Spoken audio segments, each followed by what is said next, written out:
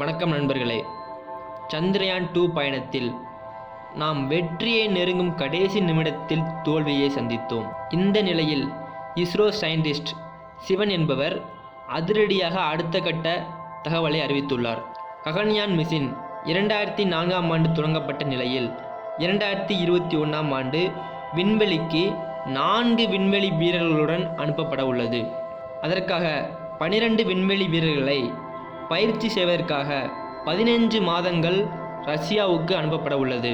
அந்த 12 வீரர்களில் 4 வீரர்களை தேர்வு செய்து விண்வெளியின் புவிவட்ட பாதையை ஆய்வு செய்வதற்காக 7 நாட்கள் தங்கும் விதத்தில் இந்த மிஷின் உருவாக்கப்பட்டுள்ளது. இந்த ககன்யான் மிஷினின் எடை என்பது 3.7 டன்களாக இருக்கும் எனவும் இது 4 நபர்கள் வரை பயணிக்கலாம் எனவும் அறிவிக்கப்பட்டுள்ளது. இது மணிக்கு 400 கிலோமீட்டர் வேகத்தில் செல்லக்கூடியவையாக இருக்கும் என்று சொல்லப்படுகிறது. 2021ஆம் ஆண்டு இஸ்ரோவின் GSLV என்னும் இடத்திலிருந்து புவிவட்ட பாதைக்கு இந்த ககன்யான் மிஷின் அனுப்பப்பட உள்ளது. மேலும் பல தகவல்களை அடுத்த வீடியோவில் பார்க்கலாம். வளர்க இந்தியா, வாழ்க தமிழ்நாடு, ஜெய்ஹிந்த்.